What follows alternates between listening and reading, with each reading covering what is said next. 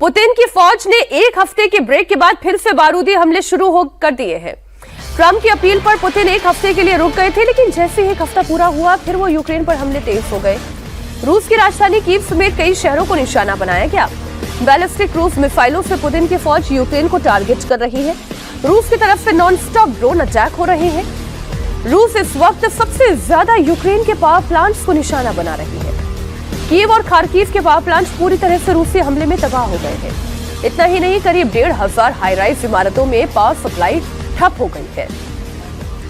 अब 28 क्रूज मिसाइलों का दागना रूस और यूक्रेन के बीच में कितनी ही प्रयास हो गए, लेकिन ये जंग नहीं रुकी और ये जंग रुकेगी भी नहीं जब तक पुतिन अपना एंड गेम नहीं हासिल कर ले। जबकि अबू धाबी में 3 दिनों की बातचीत है, मतलब यूक्रेन और रूस और अमेरिका की मध्यस्थता में 3 दिनों की बातचीत चली। देखिए, ये दोनों आपका विषय जुड़ा हुआ है, बहुत महत्वपूर्ण है।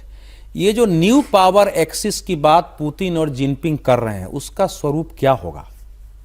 क्या जिस ढंग से पुतिन ने ब्लैक सी पर कब्जा किया, क्रीमिया पर कब्जा किया, जो वो यूक्रेन के साथ कर रहे हैं वो होगा, या जो चीन की पॉलिसी है बेल्ट एंड रोड इनिशिएटिव के माध्यम से कि दुनिया के ज्यादातर देशों को लालच देकर कर जाल में फंसाओ, श्रीलंका का हम्बन बटोटा जैसा बंदरगाह 99 साल पर ले लो, मालदीव जैसे देश को फंसा करके उसका द्वीप ले लो पैसा देके, बांग्लादेश को फंसा के कर्ज देके फंसाओ, और साथ ही साथ 14 देशों से उनकी सीमा लगती है और 23 देशों के साथ सीमा विवाद है चीन का।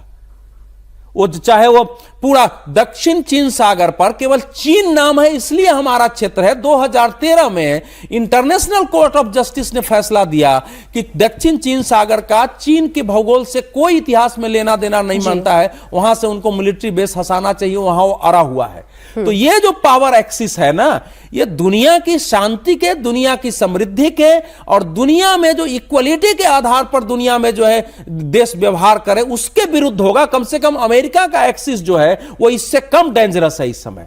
इसलिए ये जो बात कर रहे हैं ट्रंप जो कर रहे हैं, अच्छा बुरा अलग बात है। इसलिए मैं कह रहा हूं कि इस समय भारत एकमात्र देश है जी जो अगर दुनिया में शक्तिशाली होकर खड़ा होता है तभी ये सारे एक्सिस जो है बैलेंस होने वाले हैं। सर लेकिन देखिए ना, चीन है वो न्यू पावर एक्सिस बनाना चाहता है, न्यू वर्ल्ड एक्सिस बनाना चाहता है।